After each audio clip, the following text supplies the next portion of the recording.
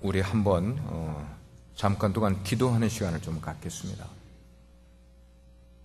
우리 조국 대한민국이 큰 슬픔에 잠겨 있고 자녀들을 잃은 부모님들의 애통하는 것이 전 세계에 그 애통함이 울려지고 있습니다. 우리가 이때 이민교회로서 우리 조국의 아픔과 그 슬픔을 당한 사람들을 기억하면서 하나님이여 그들을 위로해 주옵소서. 인간의 위로로는 갚을 길이 없습니다. 그러나 하나님께서 그들을 위로하시고 우리 조국에 희망을 주시고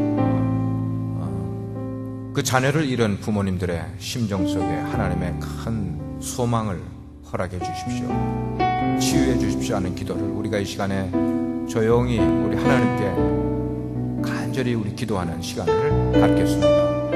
아버지 하나님, 아버지 하나님, 그렇습니다. 우리가 알지 못하는 하나님의 뜻이, 하나님의 계획이 있는데 주여 그것을 우리가 알지 못하기 때문에 우리의 슬퍼할 수밖에 없고 애통할 수밖에 없으며 답을 찾지 못하고 있습니다. 온 국민이 분노로 들끓고 있지만 그 분노의 결과가 무엇인지를 아버지 우리는 알고 있습니다. 하나님이여 한 가지 일로 인해 또 다른 사람들이 상처입고 어려움고 하나님 그들이 또 인생을 잘못 선택하지 않도록 하나님 그들에게 은혜 도와여 주시고 긍휼을 도와여 주시고 오직 하나님의 은총만이 우리 가운데 그 힘이 되게 하여 주시고 용기가 되게 하시고 은혜가 되게 도와주시기를 간절히 기도합니다. 하나님 살아계시고 오늘도 우리 가운데 함께 하신 줄 믿습니다. 주님 도와주시옵소서.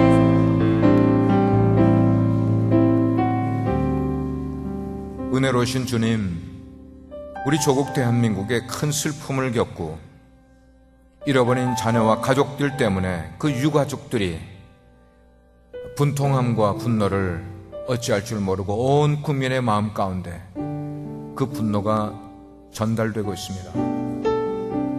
하나님, 잘못한 사람은 잘못한 것이로되 그 분노의 결과로 또 다른 비극이 초래되지 않도록 하나님 사람들의 마음을 주께서 진정시켜 주시고 그 속에 이런 것에 대한 하나님의 은혜와 하나님의 긍휼이 함께하여 주시기를 간절히 기도합니다.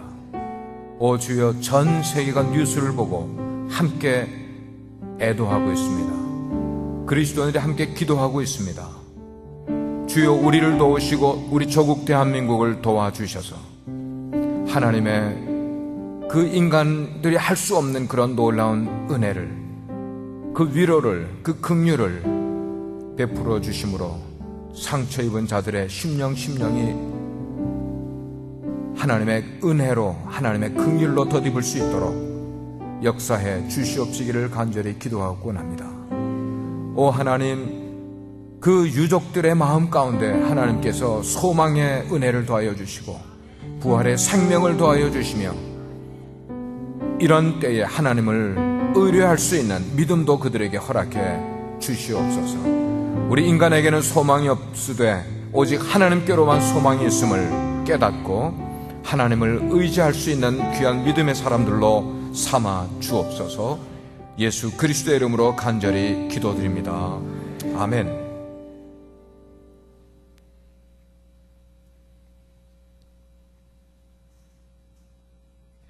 우리 인간들에게는 누구나 할 것 없이 네 가지의 원초적인 본능을 가지고 우리가 살아가고 있습니다. 가장 우리에게 기본적인 본능은 먹는 것에 대한 본능이죠. 두 번째는 성욕에 대한 본능을 가지고 있고, 셋째는 잠을 자야 되는 그런 본능을 가지고 있습니다. 그리고 한 가지는 또 일반 사람들이 잘 모르는 것인데, 이것은 종교적인 본능을 누구나 다 가지고 있습니다. 이 종교적인 본능을 가지고 있다는 것은 인간으로 태어나면 누구든지 하나님을 알든지 모르든지 간에 영원을 사모하는 그런 마음이 우리 가운데 있다는 것입니다. 우리 기독교적인 말로 표현하면 영원에 대한 갈증을 가지고 인생을 살아가는 것이 우리의 본능 가운데 있다는 것이에요. 만약에 이 종교적인 본능이 우리 가운데 채워지지 않게 되면은 세상에서 의식주가 풍부한 삶을 살다 할지라도 우리에게 만족을 얻지 못하는 것이에요. 행복을 얻지 못하는 거예요. 이 본능이 채워지지 않으면. 그런데 이 본능들에는 반드시 대상이 있다는 것입니다. 먹는 것에 대한 이 본능을 채워줄 수 있는 음식물이 그것의 대상이 될 수가 있는 거예요. 성에 대한 본능, 이것이 채워지기 위해서 우리는 이성을 찾게 되는 겁니다. 우리가 잠이 필요할 때 우리는 수면을 취하게 되는 거예요. 마찬가지로 이 종교적인 본능을 우리가 채울 대상이 우리에게 분명히 있는데 그 대상이 곧 하나님이시라고 성경은 말씀을 하고 있어요. 예. 여러분, 왜 화초가 자라게 되면은 옆으로 가는 것도 아니고 땅 밑으로 내려가는 것도 아니고 이렇게 위를 향해서 올라 자라가는지 여러분 아십니까? 화초가 왜 위를 향해 자라가고 있을까요? 위에 뭐가 있기 때문에요? 태양이 있기 때문인 거예요. 예. 모든 화초는 태양을 향해서 자라게 되어 있다는 것이에요. 이게 본능인 거예요. 화초가 가진 본능인 것이에요. 사람들 가운데는 나는 아무것도 믿지 않을 것이다. 나는 인생을 그냥 유아독전, 아무것도 믿지도 아니하고 의뢰하지도 않고 나는 나 스스로 살아갈 것이다.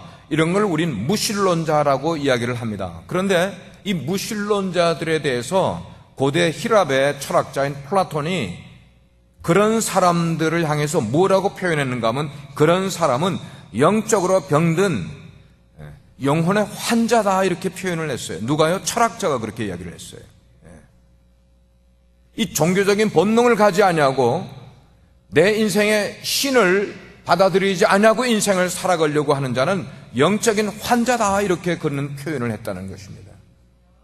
오늘 본문은 하나님이 스스로를 뭐라고 우리에게 말씀하시는가 하면 하나님은 너를 창조한 자라 이렇게 이야기하는 거예요. 너를 구속한 자라 말씀하시고 너를 지명하고 너를 불러낸 자이며 그리고 너를 하나님의 어떤 소유로 삼으셨다는 그런 표현을 하나님이 우리에게 직접 말씀을 하는 거예요. 그래서 이 하나님을 우리가 믿게 될 때에 우리 인생의 두려움 문제가 없어질 수 있게 된다고 말씀을 하고 있는 것이에요. 이 말씀을 듣는 사람들마다 그 하나님을 우리 가운데 믿음으로 매사에 우리들의 삶이 이 세상의 두려움을, 이 세상의 어려움을, 이 세상에서 나에게 다가오는 그런 놀라운 그런 일들을, 내가 거부할 수 없는 그런 힘든 일들을 우리는 이겨나가며 살 수 있으려면은 그 하나님을 믿을 때에 우리가 그런 일들을 이겨낼 수 있다고 성경은 말씀하고 있는 것이에요. 하나님이 우리에게 이렇게 말씀하는 겁니다. 너는 두려워 말라. Fear not. 두려워 말라. 1절 말씀을 보니까 그래서 야곱아 너를 창조하신 여호와께서 이렇게 말씀하시느니라. 이스라엘아 너를 조성하신 자가 이제 말씀하시느니라. 근데 이 1절의 말씀을 영어 성경으로 보면은 우리나라에는 없는, 한글에는 없는 단어가 뭔가 but now라는 단어가 나왔어요. But now. But now, this is what the Lord says. 이게 뭐냐면은 하나님께서 이 43장 읽은 요 직전에 있는 42장 마지막 내용을 보게 되면은 이스라엘 너희들이 정말로 많은 죄를 지었구나. 과거에 그 많은 죄 지은 것을 계속해서 하나님이 말씀을 해 주셨기 때문에 그러나 그런 말씀이 지난 다음에 과거의 이스라엘 사람들은 정말로 하나님 앞에 죄를 많이 지었습니다. 그 죄의 결과로 하나님이 벌을 내리셨어요. 어떻게 해요? 이웃나라 바벨론으로 지금의 이라크가 이스라엘을 침공해서 이스라엘을 전체를 볼모로 포로로 잡혀가 그 이스라엘에서 노예 생활을 하게끔 하나님이 허락을 해 주신 거예요. 왜? 이스라엘이 하나님을 바르게 섬기지 아니했기 때문에. 그러나 너희들의 죄의 결과로 너희들이 그렇게 포로 생활을 했지만 이제 하나님께서 너희를 다시 리디임하겠다 이 말이에요. 구속하시겠다는 그런 말씀인 거예요. 이렇게 그들에게 말씀하시는 하나님, Who is God? 그렇게 말씀하시는 하나님이 누구시냐는 것이에요. 하나님이 말씀하기를 너를 창조한 자다 이 말이에요. 너를 구속한 자다. 너를 지명하여 불러낸 자가 나 하나님이라고 말씀을 하는 거예요. 창세기를 보게 되면은 하나님께서 온 세상을 창조하셨습니다. 믿습니까? 예. 하나님이 창조하시기 전에 세상의 모습을 성경은 말하기를 땅이 혼돈하고 공허하며 흑암이 수면 위에 가득 깊음 위에 있을 때에 하나님이 우리를 그 가운데서 아름답게 창조하셨고 formed, 조성하셨다 그렇게 말씀을 하고 있어요. 그 하나님께서 태초의 세상을 그렇게 공허한 가운데서 흑암 가운데 있는 세상을 하나님이 아름답게 창조하신 그 하나님께서 오늘날 2014년을 살아가는 우리들을 날마다 아름답고 새롭게 recreate, 재창조하신다는 사실을 우리는 깨달아야만 되는 것이에요. 하나님께서는 우리가 기도하게 될 때 그 기도를 들으십니다. 우리가 하나님의 말씀을 읽게 될 때 그 말씀을 통하여서 우리를 새롭게 창조해 나가게 되신다는 거예요. 우리의 지금 있는 모든 삶 속에서 뭘 새롭게 만들어 가시냐 이거예요. 때때로 보면 우리의 모난 부분이 많이 있어요. 우리 성품 가운데 거친 부분이 있어요. 어떤 사람은 혈기를 부리는 사람들이 있어요. 이런 부분들을 하나님이 우리의 인생에 개입하면서부터 우리의 삶의 모습이 그 혈기 많았던 우리들의 모습을 모나고 거칠었던 우리들의 모습을 리폼 하신다는 게 리크리에이트 하신다는 것이에요. 즉 아름다운 모습으로 하나님의 자녀의 모습으로 우리를 점점 변화시켜 가게 되신다는 것입니다. 그렇습니다. 우리가 주님 안에서 새롭게 창조되지 않게 되면은 여러분들이 주의를 당하여서 교회에 오신다 할지라도 우리가 하나님의 재창조로 재조성하는 리폼이 되지 않게 되면은 우리는 교회에 남아도 기쁨을 얻지 못하는 거예요. 하나님의 말씀을 들어도 행복이 뭔지를 우리의 삶 가운데 경험하지 못하게 되는 것이. 그렇기 때문에 우리는 날마다 우리들의 삶 가운데 기도와 말씀이 이 두 가지, 기도를 통해서 내 삶의 내 성품 가운데 모난 부분들을, 거친 부분들을, 이런 부분들을 하나님께 꺼내놓는 거예요. 하나님의 말씀을 통하여 너는 내 성품을 이렇게 다스리라고 말씀하시게 될 때 그거를 들어서 내 삶 가운데 실천하게 되는 가운데 날마다 이 일들을 계속하게 되면은 내 거칠었던 성품이, 모났던 성품이 어쩌면은 내 삶 속에서 혈기를 부리던 그런 모습들이 하나씩 온유한 모습으로, 겸손한 모습으로, 남을 용납하는 모습으로 뭐가 되는 거예요? recreate, 재창조가 되고 reform, 재조성이 되는 그런 일들로 나가게 된다는 것이에요. 그리고 또 보니까 나를 창조하신, 나를 조성하신 하나님께서 우리에게 fear not, 두려워하지 말라고 말씀을 하고 계세요. 하나님이 이스라엘 백성들에게 직접 두려워하지 말라고 말씀하실 때는 그들이 뭐 하고 있기 때문입니까? 두려워하고 있기 때문인 것이에요. 오늘 우리나라 백성들이 굉장히 두려워하고 있어요. 우리나라 백성뿐만 아니고 이민을 나와 살고 있는 우리들의 삶 가운데도 우리가 날마다 두려워하는 모습이 있어요. 두려워만 합니까? 마음 가운데 어려워합니다. 염려하고 걱정하고 있어요. 현실에도 걱정을 할 뿐만 아니고 미래에 있어질 일들에 대해서도 우리는 염려, 걱정, 두려워하면서 오늘을 살아가고 있단 말이에요. 근데 이스라엘 백성들이 왜 두려워할까 이 말이에요. 하나님께서 너희들을 바벨론 땅으로부터 귀환해서 포로에서 끌어내서 너희들의 땅, 가나안 땅으로 내가 돌려보내주겠다, 이스라엘 땅으로 돌려보내주겠다고 말씀하시는데 이스라엘 백성들이 두려워할 이유가 뭐냐는 것이에요. 왜 두려워할까요? 그들이 두려워하는 데는 이유가 있는 것이에요. 종살이하던 바벨론에서 해방되는 그 사건 자체는 그들에게 기쁜 일이 될 수가 있겠지만, 그래서 사모하던 고국 예루살렘으로 돌아가는 그 일에서만큼은 기쁜 일이 될 수가 있을 것이에요. 만약에 우리가 미국에 이민 올 때는 청년 때 이민을 왔다가 나이가 많이 들게 된다. 우리에게는 신토부리, 옛날에 내가 자라서 뒹굴던 그 흙, 그 냄새, 그 문화, 이런 것을 나이가 들어가면서 점점 더 그것이 우리 인생인 거예요. 회귀 본능이에요. 나이가 들어서 우리 조국으로 돌아간다 생각을 하면 우리 가운데 가고 싶은 마음이 생겨요. 그래서 우리 조국이 못 살 때는 우리가 미국이 더 좋은 줄 알고 이민을 왔었는데 우리 조국이 점점 잘 살아지는 것을 알게 되니까 이제는 역이민을 가는, 여기서 살다가 우리 고국으로 돌아가는 숫자들이 점점 해가 갈수록 늘어나고 있는 것이 현실이에요.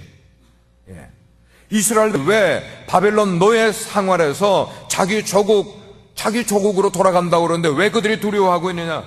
그들이 돌아가게 될 때에 일어나게 될 문제가 한두 가지가 아닌 것을 그들은 리스트를 해보는 거예요. 이런 것도 문제가 될 수 있고 저런 것도 문제가 될 수 있고, 그들이 예루살렘으로 돌아가는 것을 원치 않는 세력들이 바벨론 땅에 있는 그 이스라엘 사람들 주변에 얼마나 많은 사람들이 있었는지 몰라요. 예루살렘으로 돌아가려면 지금의 이라크 땅으로부터 그 이스라엘 땅까지 돌아가는 데는 걸어서 수만 명의 사람들이 걸어간다면은 약 3개월 정도가 걸리는 기간이에요. 3개월. 그렇게 멀지 않죠? 3개월이나 걸리는 그 기간을 가게 될 때에 한 나라만 국경을 지나야만 되는 것이 아니라 여러 나라의 국경을 지나야 돼. 쉽게 표현하면은 여러 나라 비자를 받으면서 그 땅을 가야 되는데, 포로 생활하던 사람들이 무슨 여권을 만들 수 있겠냐고요. 국경을 지날 때마다 그 국경에 있는 수비대들이 이 수만 명의 이 돌아가는 귀환하는 사람들을 그냥 가만히 순순히 내보내주겠냐는 말이에요. 그런 일이 아닐 거 아니냐.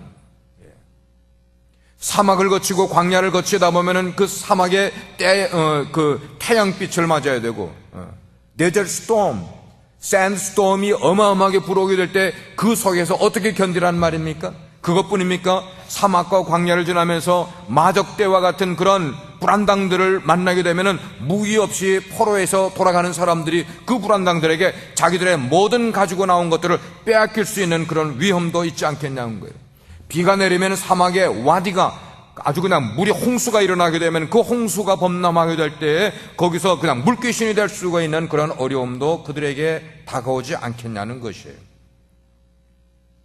자, 그렇더라도 이런저런 시련을 다 겪고 그 다음에 마지막에 그들의 도착지인 예루살렘에 잘 당도했다 하고 치자. 예루살렘에서 기다리는 사람이 누가 있어요? 그들을 반겨줄 사람이 누가 있냐고요. 그렇게 오랫동안 포로 생활을 하면서 돌아오게 될 때 친척도 없습니다. 자기 밭대기도 없는 그런 가운데서 오직 황폐한 땅과 무너진 성읍밖에 그들을 기다리는 것이 없는 그런 상황 가운데서, 그런데 이 이스라엘 사람들 가운데 이런 환경적인 요소와 배경적인 그런 일들보다 그들을 더 고통스럽게 만드는 것은 그들이 하나님 앞에서 얼마나 큰 죄를 지었다는 죄의식이 그들 가운데 가득 살아있다는 것이에요. 그들은 알고 있어요. 그들이 바벨론의 포로로 잡혀가는 것이 바로 하나님 앞에 우리 조상들과 우리가 죄를 지은 결과로 포로로 잡혀갔었다는 것을 그들은 너무나 잘 알고 있어요. 그러니까 돌아가더라도 자신감을 잃어버리는 거예요. 하나님 앞에 우리는 어떻게 제사를 드릴 수 있을까? 새로운 일을 기대할 수도 없는 그런 가운데서 하나님께 대한 원망도 가득 있는 그런 마음의 자세를 갖게 되다 보니까 이런 상태에 있는 백성들이 하나님이 그들을 얼마나 아직도 사랑하시는 것을 그들이 깨달을 수 있겠냐는 말이에요. 깨달을 수가 없는 거예요. 하나님이 우리를 얼마나 사랑하셔서 다시 조국으로 돌려보내준다는 그런 생각을 그들은 가질 수가 없는 것이에요. 그러다 보니까 예루살렘에 돌아가는 것보다도 차라리 이곳 노예 생활을 할 망정 바벨론 땅에서 그냥 살자, 그래서 바벨론에 머물렀던 사람들이 지금 2600, 700년이 지난 지금도 이라크 땅에 유태인들이 살고 있다는 모습입니다. 돌아가지 않은 사람들이 지금도 살고 있는 것이에요. 하나님은 그런 백성들에게 말씀하시기를 너네들 두려워하지 말라, 용기를 좀 내라, 겁을 먹지 말라, 너희들은 일어나서 너희 조국으로 돌아갈 준비를 하라고 하나님이 말씀을 하고 계시는 거예요. 이렇게 백성들에게 말씀하시는 하나님은 과연 어떤 분이십니까? 우리가 믿는 하나님은 어떤 분이시냐는 것이에요. 1절을 영어로 보게 되면은 Fear not, for I have redeemed you. I have summoned you by name. You are mine. 너희는 내 것이라 말씀하는 거예요. 내 것이기 때문에 내가 너희들을 구속하였고 내가 너희들을 불렀으니 너희들은 두려워하지 말라고 말씀하는 것이에요. 그들에게 지금 하나님께서 두려워하지 말라고 다짐하는 이유는 하나님이 너희들의 구속자가 되어주시기 때문에, 리디머이기 때문에, 그리고 그들을 불러서 지명하여 불렀기 때문에, 그들을 하나님의 소유로 만들었기 때문에 너희들은 너희들의 인생의 미래에 관해서 두려워하지 말고 오늘을 살아가라고 말씀하시는 거예요. 그래서 내가 너를 이 내가 너를 이라는 단어가 여러 번 반복해서 나오고요. 내가 너를 창조하였고 내가 너를 구속하였고 내가 너를 불렀고 내가 너를 지명하였고 내가 너를 나의 소유로 삼았고 계속해서 내가 너를 이렇게 말씀하시죠. 이 말씀은 뭐냐면 하나님과 이스라엘 백성들의 관계는 뗄래야 뗄 수 없는 그런 사랑의 관계라는 것을 말씀해 주고 있는 거예요. 그렇다면 이스라엘 이야기에서 우리 자신으로 돌아오겠어요. 여러분에게 하나님은 누구세요? 우리는 하나님을 믿는다고 하면서 주일날 나와 여기서 예배를 드리고 있어요.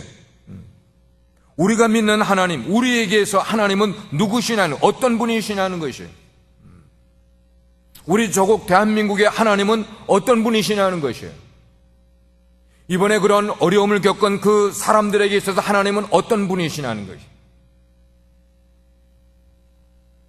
하나님은 우리의 구원자심을 믿으시길 바랍니다. 여기 내가 너를 구속하였다, I redeemed you 할 때 여기 redeem이라는 그런 단어, 이것은 노예에게 그 몸값을 대신 지불해주고 노예로부터 풀어준다는 그런 뜻을 가지고 있어요. 그게 redeem이라는 단어예요. 무엇으로부터 풀어준다는 것인가? 오늘날로 표현하면은 우리를 죄의 권세로부터 우리를 자유롭게 릴리스 시켜준다는 말씀이에요. 사람들이 하나님을 믿게 될 때 제일 어려워하는 게 뭐냐면 너는 죄인이라는 그 말에 어려워하는 것이에요. 왜 내가 죄인 소리를 들어야 된다는 것이에요. 나는 내가 마음껏 나는 그래도 죄를 짓지 않고 선하게 살려고 애를 쓰는데 왜 성경은 나를 죄인이라고 이야기하나? 이 죄의 문제가 너무 이해가 잘 되지 않는 것이에요. 여러분, 성경에서 말씀하는 죄는 어떤 것을 말하고 있습니까? 성경에서 말하는 죄는 하나님의 길로 가지 아니하고 넓은 길, 세상 길로 가는 것을 죄라고 그래요. 쾌락과 향락을 탐하면서 인생을 살아가는 것, 하나님께 대하여 무관심할 뿐만 아니고 하나님을 두려워하지 않고 인생을 살아가는 것을 죄라고 말하고 있어요. 뿐만 아니라 하나님의 말씀을 내 마음 가운데 두지 아니하는 이 모든 것들을 성경은 죄라고 말씀하고 있어요. 사랑하는 여러분, 주의해서 들어보시길 바랍니다. 우리 인간들이 죄로 인해서 정말 많은 것을 잃어버렸다는 것을 여러분들 아십니까? 우리가 이전에 가지고 있던 것, 누리고 있던 것 가운데 죄 때문에 잃어버린 것을 손으로 꼽을지 못할 정도로 얼마나 많은 것을 우리는 잃어버린 채로 인생을 살아가고 있는지 몰라요. 죄를 짓고 명예를 잃어버립니다. 권세도 잃어버려요. 그리고 인간의 고귀한 존엄성도 우리는 잃어버린 채로 살아가고 있어요. 소중한 자유를 상실해버리기입니다. 청년의 기상도 상실해버렸어요. 무엇보다도 우리의 삶 속에 하나님의 형상도 잃어버리고 하나님이 내 인생 가운데 주신 사명도 상실한 채로 인생을 살아가게 만들어졌어요. 우리에게 있는 무한한 비전도 사라졌어요. 청년의 기상도 사라져버렸어요. 그리고 인간은 죄의 노예가 되어서 누가복음 15장에 나오는 것처럼 탕자와 같이 방탕한 삶을 살아가면서 오늘 밤에 잠을 이루지 못하는 그런 비참한 인생을 살아가고 있는 것이 왜 그런가 하면 죄를 얻었기 때문에 죄의 결과로 우리가 잃어버린 것들이라는 거예요. 그러나 하나님께서는 바로 이렇게 죄를 인하여서 많은 것을 잃어버린 채로 상실한 채로 살아가는 우리들을 내버려두지 아니하시고 때가 이르게 될 때 그분의 하나님의 독생자 예수 그리스도를 십자가에 못 박게 하셨단 말이에요. 우리를 대신하여서 우리 죄값을 그분에게 대신 짊어지게 하시고 대신 치르게 하여 주셨단 말이에요. 그래서 죄인들을 위해서 하나님의 아들이 십자가에 달려 돌아가시면서 보혈을 흘려주셨어요. 그 흘린 보혈을 믿는 자마다 구원을 얻는 길을 하나님이 열어두셨음을 믿으십니까? 성경은 이렇게 말하고 있어요. 다른 이로서는 구원을 얻을 수 없나니 천하인간의 구원을 얻을 만한 다른 이름을 우리에게 준 적이 없다. 이 말. 아멘. 아멘. 하나님 외에는 구원자가 세상에 없음을 우리는 정말 믿어야만 되는 것이에요. 하나님 외에는 구원자가 없는 거예요. 두 번째로 하나님은 나를 지명하시고 포인트 아웃 하시고 그리고 우리를 부르셨다고 말씀을 하고 해요. 하나님이 나를 어떻게 부르셨다고요? 어이, 너, 자네 이렇게 부르지 않으시고 하나님이 우리를 친히 우리의 이름을 낱낱이 거론하면서 아무개야, 아무개야, 아무개야 우리의 이름을 부르면서 우리를 불러주셨다는 거예요. 저의 이름을 하나님이 어떻게 하시고 불러주셨는지 그게 중요한 게 아니라 하나님이 내 이름을 불러주셨다는 것이 저에게는 얼마나 감격인지 모르겠어요. 얼마나 감개에 무량한지 모르겠어요. 어떤 높은 사람이 우리의 이름을 기억하고 우리의 이름을 불러주면 우리는 영광입니까? 그거예요. 하나님께서 미천한 나의 이름을 친히 불러주신다는 그 속에 얼마나 깊은 사랑이 속해 있는지를 우리가 알게 되면은 그 하나님의 마음을 느끼게 되면은 오 하나님, 이 부족한 자를 하나님이 기억해 주시고 이름을 불러주시다니요. 하나님은 나의 생활을 알고 계시면서 나의 일을 아시고 나의 건강을 아시고 나의 영적인 상태를 아시며 나의 성품을 아시고 나의 살아가는 한순간순간 모퉁이 걸어갈 때마다 우리의 모습을 알고 계시다는 것이에요. 그래서 내가 힘들 때에도, 때로는 내가 아플 때에도, 때로는 내가 바쁘게 인생을 살아갈 때에도, 때로는 우리가 하나님을 모르는 것처럼 외면하며 살아가는 바로 그 순간에도 하나님은 우리를 집중하시며 우리를 불러주시더라 이 말이에요. 할렐루야. 하나님께서 나를 지명하고 부르신 데는 이유가 있겠어요, 없겠어요? 이유가 있을까요, 없을까요? 하나님이 우리를 포인트하는 건 이유가 있는 거예요. 목적이 있는 거예요. 하나님이 우리를 부르신 목적, 그 특별한 목적이 있고 분명한 뜻이 있다는 것이에요. 하나님은 개인도 부르시고요, 하나님은 교회도 부르시고, 하나님은 때로는 가정도 부르시고, 때로는 하나님은 한 가문을 부르시고, 크게는 하나님은 한 민족을 부르시기도 하신다는 것이에요. 여러분, 영국이 지금은 세계에서 강국으로 했지만 그 영국이라는 나라를 볼 때는 사실은 보잘것없는 조그마한 섬나라 아닙니까? 그죠? 섬나라예요. 그들은 바이킹의 후예예요. 앵글로 섹슨족이란 말이에요. 근데 놀라운 것은 이 영국의 역사 속에서 그 영국인들이 뭘 사랑했는가? 성경을 사랑했다는 것이 놀라운 증거였어요. 영국인들이 성경을 너무나 사랑했어. 성경을 너무나 사랑하다 보니까 가장 성경의 번역본 가운데 가장 중요한 번역본인 킹 제임스 버전을 라틴어 성경으로부터 번역을 한 최초의 성경을 만들어낸 거예요. 그 킹 제임스 버전을 수백 년이 지난 오늘날 전 세계 가운데 많은 사람들이, 그리스도인들이 그걸 보고 있지 않냐요. 왜? 성경을 사랑한 민족에서 나온 정성의 결과라는 것이에요. 웨스트민스터 서열의 문답이라는 것을 만들어서 우리의 신앙의 단계를 따라서 신앙생활을 바르게 할 수 있는 그런 문답서를 누가 만들어냈냐? 영국인들이 만들어낸 것이에요. 미국의 신앙의 조상인 청교도들을 누가 파송을 했는가? 영국의 그리스도인들이 파송을 한 것이에요. 그뿐만 아니에요.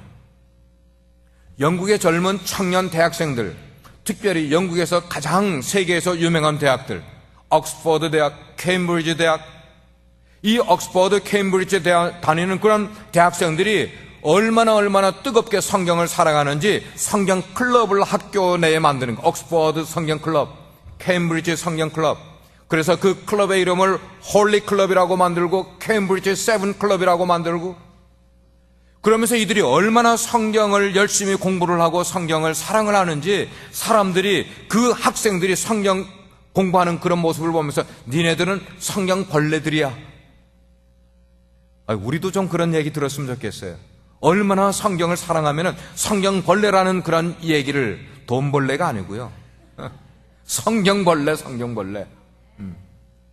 성경벌레라는 소리를 좀 들을 수 있으면은 이 옥스퍼드나 케임브리지를 졸업을 한 이 사람들이 하나님의 소명을 받은 거예요. 소명을 받고 그 훌륭한 대학 출신들이 인도를 향하여서, 중국을 향하여서, 저 멀리 대서양을 건너 미국을 향하여서 그들이 선교사로 차원에서 세계로 퍼져서 하나님의 말씀을 가르치는 게, 거기에 소명을 받은 것이에요.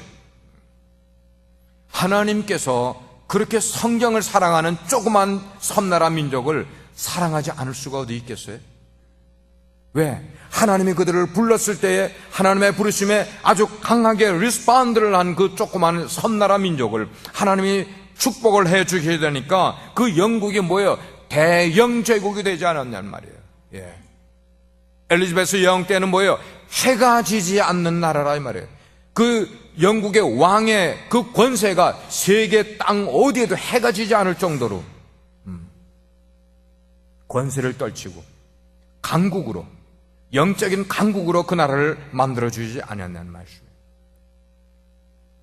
하나님은 우리를 당신의 소유로 삼으셨다고 말씀을 하고 있어요. 그래서 출애굽기 19장에 보면은 이런 말씀이 있어요. 세계가 다 내게 속하였나니, 내게는 뭐예요? 하나님께 속하였나니 너희가 내 말을 잘 듣고 내 언약을 지키면 너희는 열국 중에서 내 소유가 되겠고 너희가 내게 대하여 제사장 나라가 되며 거룩한 백성이 되리라. 베드로전서 신약에 들어와서 2장 9절에도 그런 말씀이, 오직 너희는 하나님의 소유된 백성이다. 소유된 백성이다. 그렇습니다. 우리가 하나님의 소유물이 된다는 것은 우리 그리스도인들이 느낄 수 있는 은혜 가운데 최고의 은혜임을 믿으시면 아멘 하시기 바랍니다. 내가 누구의 소유인가가 우리의 인생의 가치를 만들어주는 것이에요. 근데 우리가 하나님의 소유라면은 하나님의 소유된 자로보다 더 높은 가치가 세상에 어디 있겠냐는 것이에요. 같은 물건이라 할지라도 그 주인이 누구였냐에 따라서 똑같이 만들어진 제품 가운데서도 주인이 누구였냐에 따라서 그것은 더 좋기를 얻을 수가 있게 되는 것이에요. 여러분, 미국 대통령 가운데 성경 읽는 거를 참 사랑했던 대통령이 있었어요. 누구예요? 아시네요? 태권도만 하신 줄 알았더니 성경도 잘 아시네요. 에이브람 링컨 대통령이 성경을 참 사랑하는 분이셨어요. 그분의 성경은, 그분이 읽던 성경은 미국의 박물관에 소장하고 있어요. 근데 놀라운 것은 미국 대통령이 대통령 선서를 할 때마다 그 성경이 박물관에서 대통령 선서할 때마다 나오는 거예요. 그러면 새로 대통령 되는 사람은 에이브람 링컨 대통령의 성경책 위에 손을 얹고 선서를 하는 거예요. 얼마나 놀라운 축복이냐고요. 얼마나 영광이냐고요. 그러면 에이브람 링컨이 읽던 성경 속에는 우리가 읽는 내용과 좀 다른 특별한 내용이 있는 성경을 그가 읽었습니까? 그런 거예요? 에이브람 링컨 대통령의 성경은 거기다가 금박을 씌웠기 때문에 아주 값이 비싼 그런 성경이 있기 때문에 그거를 대통령 선서할 때 가지고 나갑니까?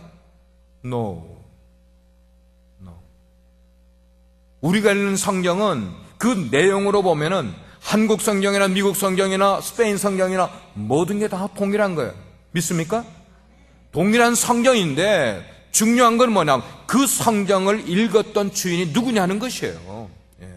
에이브람 링컨은 성경을 사랑해서 이 성경이 가죽이 벗겨지고 너덜너덜해질 정도로 그렇게 헤어질 정도의 성경이었지만 그 주인이 누구였냐? 에이브람 링컨 대통령이 있기 때문에 그 성경을 미국 사람들이 그렇게 가치를 부여하게 된 것이랍니다.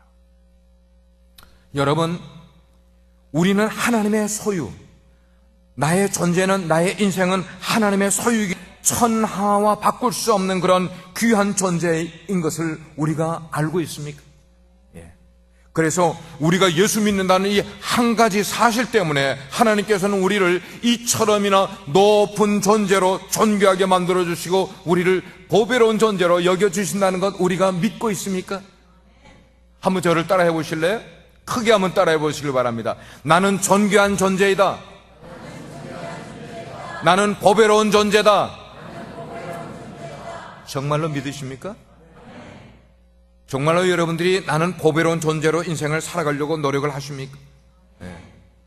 이렇게 우리가 하나님의 소유가 되게 되면은 하나님께서 우리를 섬세하게 우리를 보호해 주신다는 것이에요. 그 내용이 우리가 읽은 2절 말씀에 쭉 나오고 있어요. 그렇기 때문에 우리는 우리의 눈으로 나를 바라보지 말고 세상에 나의 스테이러스가 어떤 모습으로 나를 바라보지 말고 하나님의 눈으로 우리 자신들을 바라보게 될 때 우리가 얼마나 존귀하고 보배로운 존재인가를 우리 스스로 알게 되더라 이 말이에요. 하나님의 관점으로 우리 자신을 바라보더라 이 말이에요. 그러면은 우리의 직업과 상관없이 우리의 학벌과 상관없이 우리가 얼만큼 소유하는가 상관없이 하나님께서는 독생자 예수 그리스도를 십자가의 대속물로 우리를 위해 죽어 주시게 할 만큼 우리를 사랑하신 존재라는 것을 깨닫게 되는 것이에요.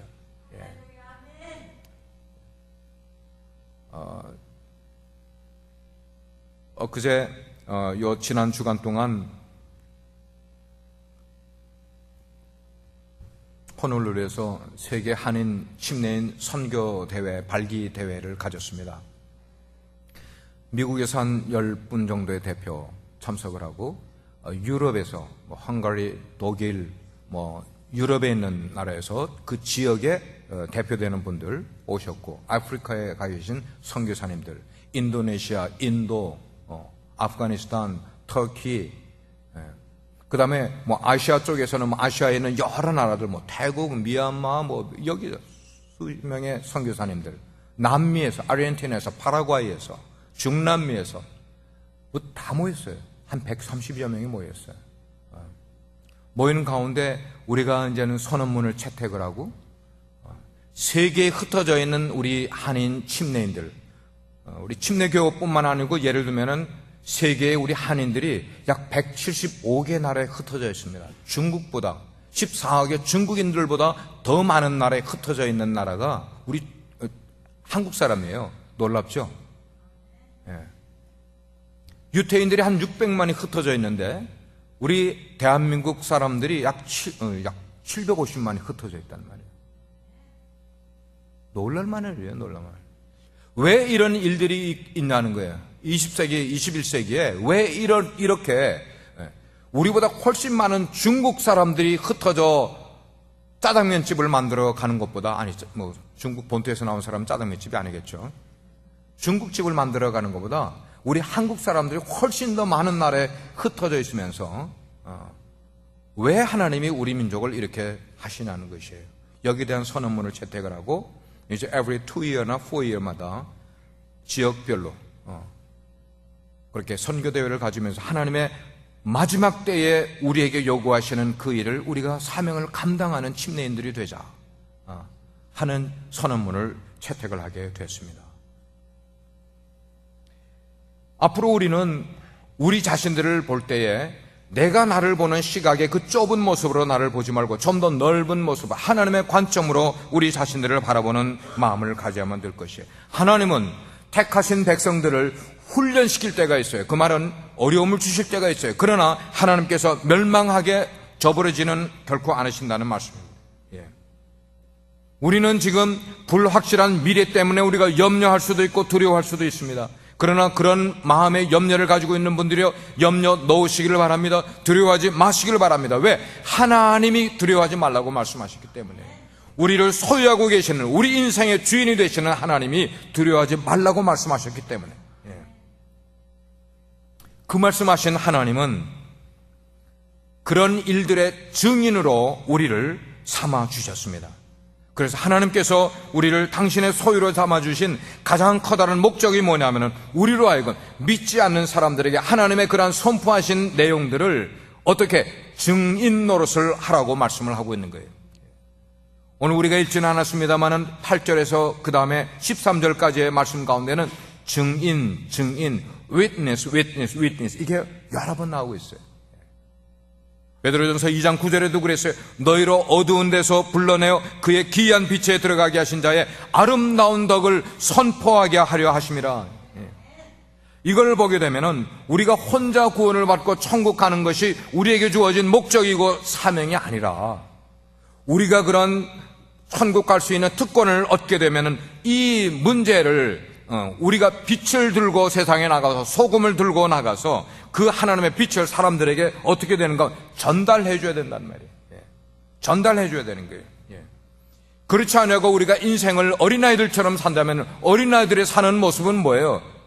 먹고 그냥 싸고 거기서 뒹굴고, 그게 어린아이의 모습 아니냐고요. 거기서 자라야죠. 그 말은 뭐냐면 이기주의 냄새 풍기는 삶을 이제는 좀 그만 살고 말이죠. 내가 욕심 부리는 그런 삶 좀 그만 살고요. 정욕의 냄새 풍기는 그런 삶 그만 하고요. 이제 언제까지 우리 자신의 문제에만 얽매여서 하나님을 찾는 그런 인생, 그런 신앙을 가지지 말고 우리 앉은 자리에서 좀 일어나서 하나님의 빛을 발할 수 있는 그런 인생을 살아가는 자들로 가야 되지 않겠냐는 것이.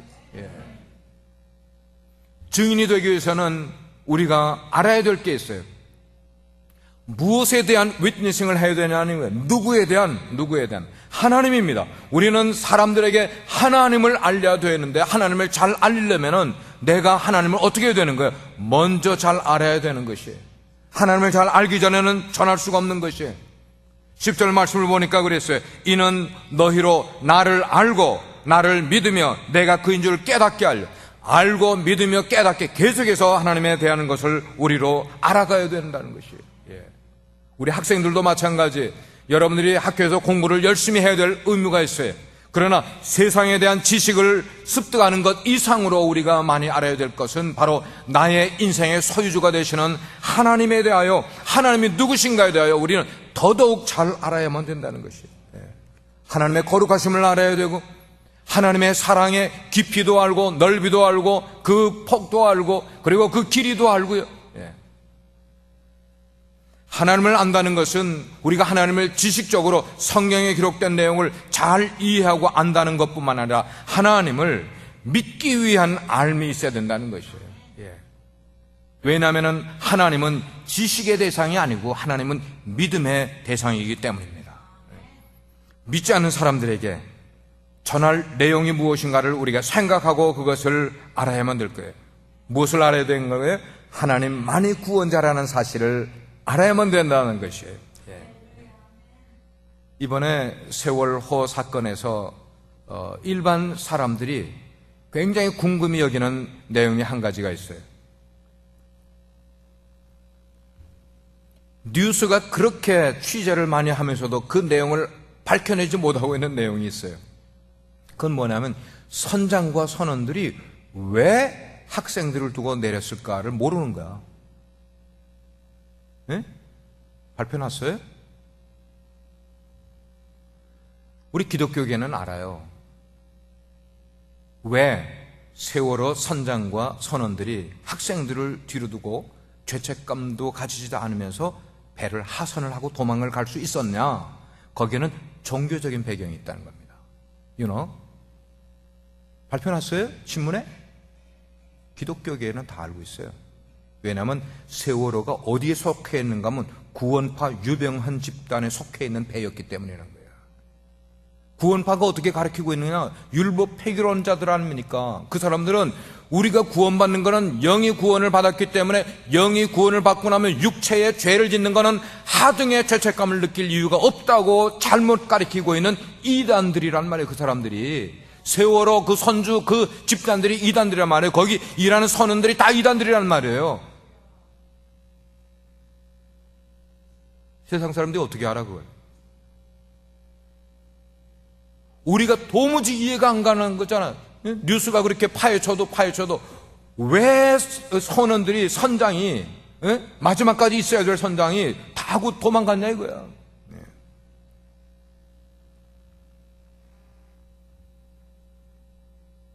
우리는 하나님의 말씀을 바르게 믿어야 되는 줄 믿으시기 바랍니다. 바르게 믿는 것을 나만 바르게 믿는 것이 아니라 사람들에게 바르게 전해줘야만 되는 거예요. 세상에 많은 구원자가 있다고 세상 사람들이 말하고 있어요. 똑같대. 천국에 가는 길 여러 갈래지만 다 천국에 간다는 거예요. 이게 타협할 수 있는 일입니까? 타협할 수 있는 길입니까? 오늘 성경이 말하고 있어요. 하나님 외에 곧 나 곧 나는 여호와라. 나 외에 구원자가 없느니라. 아멘. 나 외에 구원자가 없느니라. 나 외에 구원자가 없느니라. 세상 사람들이 아무리 여기에도 구원이 있다고 말하고 저기에도 구원이 있다고 말한다 할지라도 성경 말씀이 유일한 하나님의 말씀이기 때문에 세상은 돈 신을 섬기는 것이 가장 많이 섬기고 있는 것 아닙니까? 맘모니즘, 돈을 신으로 섬기잖아요. 유일한 세상 사람들의 구세주 아닙니까? 그래서 사람들은 돈만 모으면 무슨 일이든 할 수 있는 것으로 착각하고 인생을 살아가지 않습니까? 돈 모으면 다 할 수 있습니까? 그러나 돈이 우리를 구원할 수가 없는 것이에요. 그렇기 때문에 돈 좋아하시는 분들 기억하시기를 바라요. 돈 없는 구원, 돈 없는 투자, 하나님 없는 투자, 하나님 없는 경영, 하나님 없는 어떤 그 자본, 이런 거는 물거품이라는 걸 빨리 아셔야 돼요. 물거품이에요. 오늘 말씀을 정리를 합니다. 하나님은 특별한 목적을 가지고 우리 이름들을 한 사람 한 사람들을 거명하면서 지명하고 우리를 불러주셨어요. 불러주실 뿐만 아니고 하나님은 불러준 우리를 보배롭고 존귀한 존재라고 우리에게 말씀을 하고 계세요. 그 하나님께서 우리 인생에게 위대하고 놀라운 비전을 갖고 계시다는 것이에요. 우리를 향하여 놀라운 비전을 갖고 계신 바로 그 하나님 앞에 우리는 이 시간 조용히 기도하는 시간을 한번 가져보기를 바라요. 우리가 한 1, 2분 동안 조용하게 기도할 때에 우리 이름을 부르시는 목적이 무언가를 물어보시길 바랍니다. 하나님, 왜 저를 부르셨습니까? 무엇 위해서인지 제가 우둔해서 알지 못했는데 깨우쳐 주세요. 다 같이 눈을 감으시기 바랍니다. 여러분 질문해 보세요. 하나님께. 하나님, 저를 왜 부르셨습니까? 부르신 목적이 무엇입니까? 저에게 축복을 주시려고요? 어떤 내용입니까? 왜 나를 지명하셨는지, 나에게 어떤 비전을 두고 나를 축복하려고 하시는지 한번 하나님께 질문해 보시길 바랍니다. 그리고 하나님께 물어보세요. 하나님, 말씀해 주세요. 내 영혼이 대답을 하기를 원합니다. 말씀해 주세요. 하나님, 내 인생을 사용해 주세요. 나를 지명해 주시길 바랍니다. 그리고 나를 부르셔서 하나님의 목적대로 사용해 주십시오. 우리 같이 기도하겠습니다. 오 하나님, 하나님, 내 인생의 목적이 무엇인지 모를 때에는 내가 인생의 넓은 길을 찾아갔었습니다. 내가 원하는 길을 갖고 내가 원하는 것을 먹으며 내가 원하는 일들을 하며 인생을 살아왔습니다.